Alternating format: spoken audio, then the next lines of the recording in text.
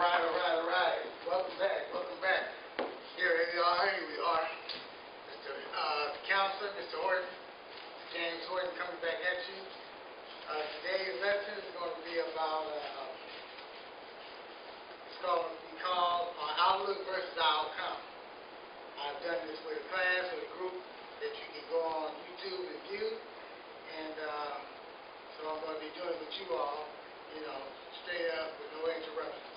All right, our outlook versus our outcome.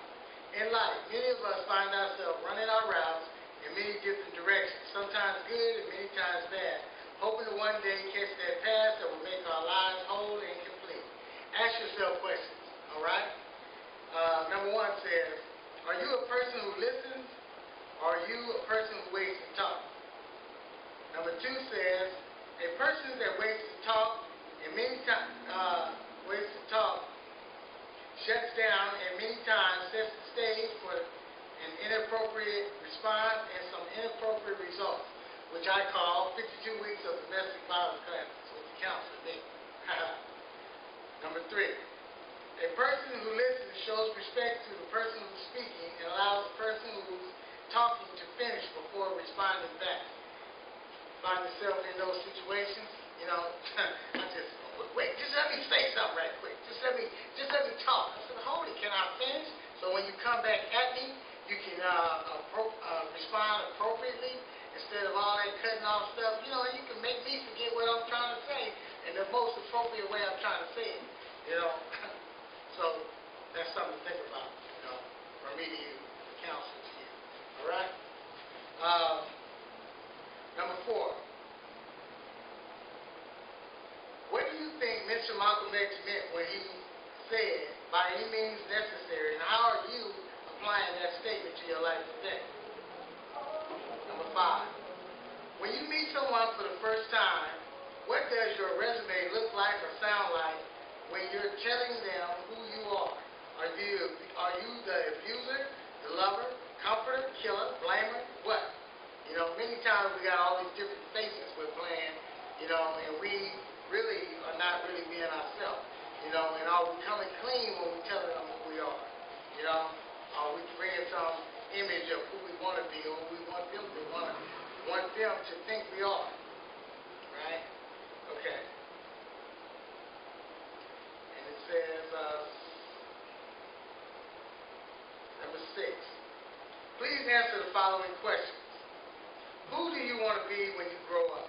And if you already know, because you believe you're already grown, who are you? Who are you? Come on now. Many of us are still that little kid, that little boy, that little girl, playing like we're grown. Grown folks got their own kids. Grown folks got their own son. Grown folks are being responsible. Grown folks are raising kids appropriately. Grown folks.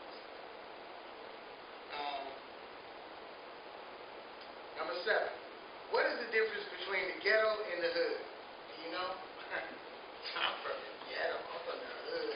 Y'all heard that? Okay. Number 8. Does anyone feel like the ghetto and the hood is like living in the jungle? Number 9. Well, if your outlook on life is that you're living in a ghetto within a jungle, you can become an animal and be locked up in a cage and end up here doing 52 weeks of domestic violence with me, the counselor.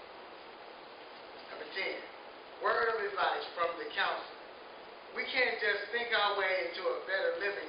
We have to start living our way into a better thinking. Change your thinking. Change your thinking. Come on now, change your thinking. True. No. Change your thinking. Number 11. Many of us begin, it says, if many of us begin to stay on our knees and pray, we can stop worrying ourselves so much about falling. Stay on your knees. Get down there. Come on now. Stay on your knees. All right. That's it. Thank you. Look forward to you hearing from me again.